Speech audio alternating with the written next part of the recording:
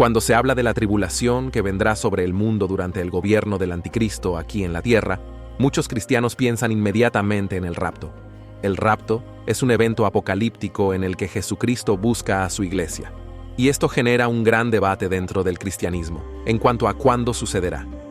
Algunos estudiosos creen que el rapto sucederá antes del período de la tribulación. Otros creen que sucederá a la mitad de este período, es decir, después de 3 años y medio. Y el tercer grupo cree que los cristianos enfrentarán todo lo que sucederá durante los 7 años del gobierno del anticristo en la tierra. Por eso, en este video voy a presentarte los puntos de vista sobre el rapto de la iglesia. Para saber más sobre cuándo se producirá el rapto, suscríbete a nuestro canal, danos tu like y activa la campanita para recibir nuestros contenidos exclusivos. Primero, visión pretribulacionista. Esta escuela de pensamiento cree que la iglesia de Cristo será raptada antes de la gran tribulación. Para este grupo de cristianos, tan pronto como el anticristo promueva un gran acuerdo de paz entre las 3 principales religiones del mundo y se convierta en el hombre más popular del planeta, todos aquellos que hayan entregado sus vidas a Cristo y lo hayan reconocido como Señor y Salvador, ascenderán al cielo de la noche a la mañana y se librarán del sufrimiento venidero. Y hay varios pasajes bíblicos que, según este grupo de personas, apuntan a este tipo de rapto. Y uno de los argumentos más fuertes es que, mientras Apocalipsis 1, 2 y 3 mencionan a la iglesia de Cristo 19 veces, del capítulo 4 al 19 no dice nada de ella, sino que trata de la tribulación que tendrá lugar aquí en la tierra. Además, la promesa de Jesús a la iglesia de Filadelfia es también uno de los fundamentos de este pensamiento. Apocalipsis 3, versículo 10. Puesto que habéis guardado mi palabra de exhortación a perseverar, yo también os guardaré de la hora de la prueba que vendrá sobre el mundo entero, para probar a los que moran en la tierra. El apóstol Pablo también tiene enseñanzas que apuntan a este rapto antes de la gran tribulación. La primera en Primera de Tesalonicenses, capítulo 1, versículo 10, y la segunda en el capítulo 5, versículo 9. En ambas ocasiones, el apóstol menciona que Jesús nos librará de la ira venidera, porque no quiere que pasemos por este tiempo difícil, sino que seamos salvos. El apóstol Pedro también mostró que Dios librará a su pueblo de este periodo de juicio, así como libró a Noé del diluvio y a Lot de la destrucción de Sodoma y Gomorra. Segunda de Pedro, capítulo 2, versículos del 5 al 9. Dios no perdonó al mundo antiguo cuando trajo el diluvio sobre aquellos impíos, pero sí preservó a Noé, el predicador de la justicia, y a otras 7 personas. También condenó a las ciudades de Sodoma y Gomorra, reduciéndolas a cenizas, convirtiéndolas en un ejemplo de lo que le sucederá a los impíos.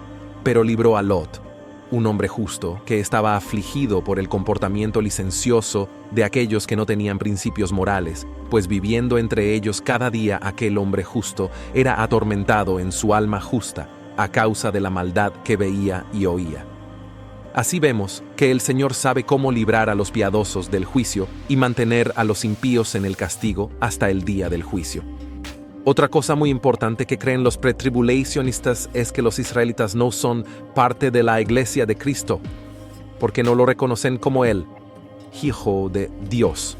Por lo tanto, pasarán por la gran tribulación, y los que permanezcan fieles a Dios y se entreguen a Jesús serán perseguidos, pero se salvarán cuando Cristo regrese con su iglesia.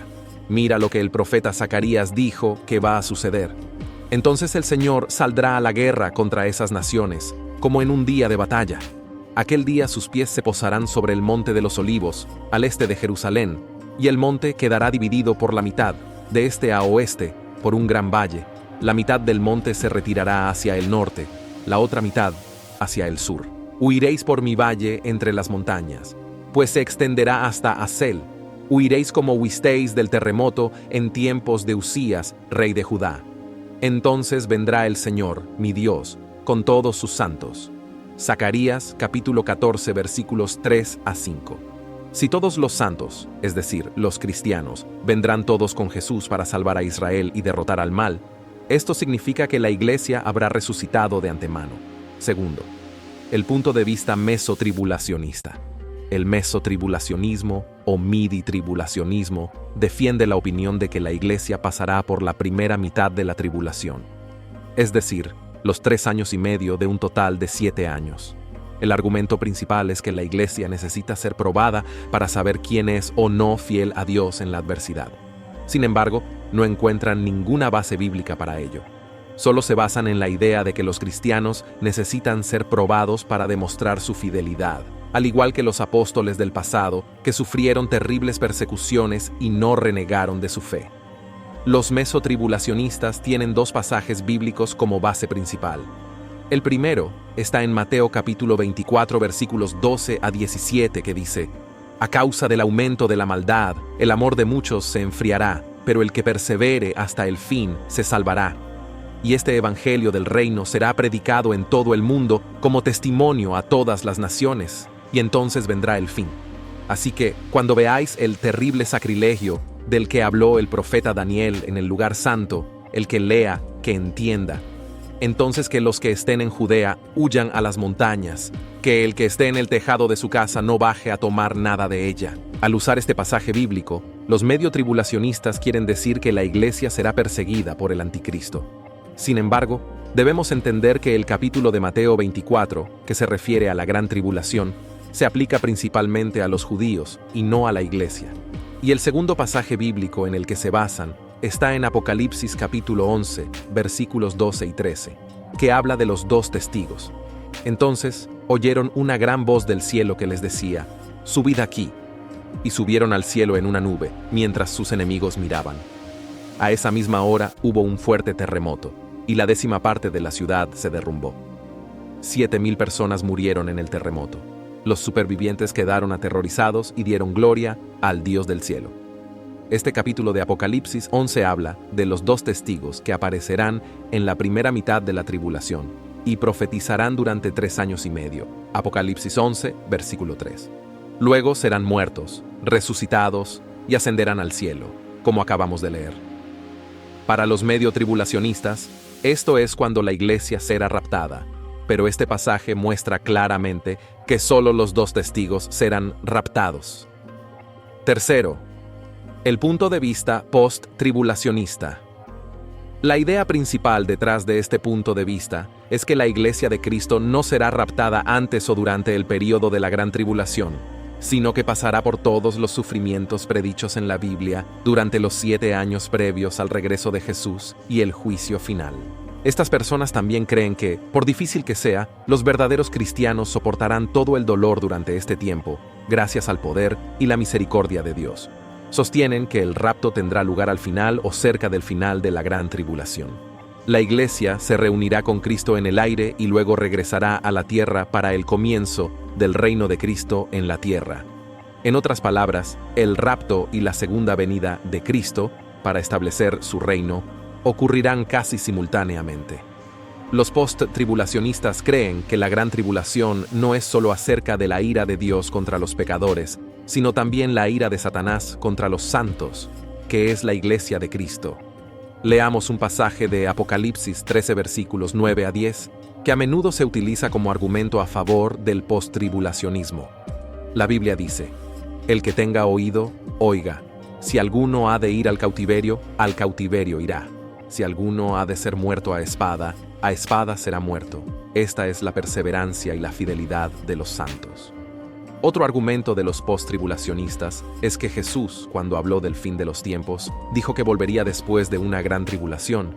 Mateo 24 versículos 21 y 29. El libro de Apocalipsis, con todas sus profecías, menciona solo una venida del Señor, y es después de la tribulación. Apocalipsis capítulos 19 y 20. Además, la resurrección de los muertos en Apocalipsis capítulo 20 versículo 5 se llama la primera resurrección. Así que ellos afirman que, ya que esta primera resurrección ocurre después de la tribulación, la resurrección asociada con el rapto, que está en Primera de Tesalonicenses, capítulo 4, versículo 16, no puede ocurrir hasta entonces. Lo más importante de estas visiones es saber que el regreso de Jesús será con poder y gran gloria, como dice la Biblia. Durante la primera venida de Cristo, Él vino de una manera humilde, rechazado y despreciado por los hombres, pero volverá como Rey de Reyes y Señor de Señores. En ese día, todo el mundo verá y sabrá quién es Jesús en realidad. Así que, independientemente de si el rapto tiene lugar antes, durante o después de la gran tribulación, tenemos que estar preparados para el momento en que seremos llevados al cielo, donde viviremos junto al Padre por toda la eternidad. Deja tu opinión sobre cuándo crees que será el rapto en los comentarios de abajo y no olvides suscribirte a nuestro canal, darnos tu like y activar la campana de notificaciones para recibir nuestros contenidos exclusivos. Ahora haga clic en el enlace en la descripción o en el primer comentario fijo para ver nuestra serie de historias de la Biblia de nuestra lista de reproducción. Dios te bendiga y nos vemos en el próximo video.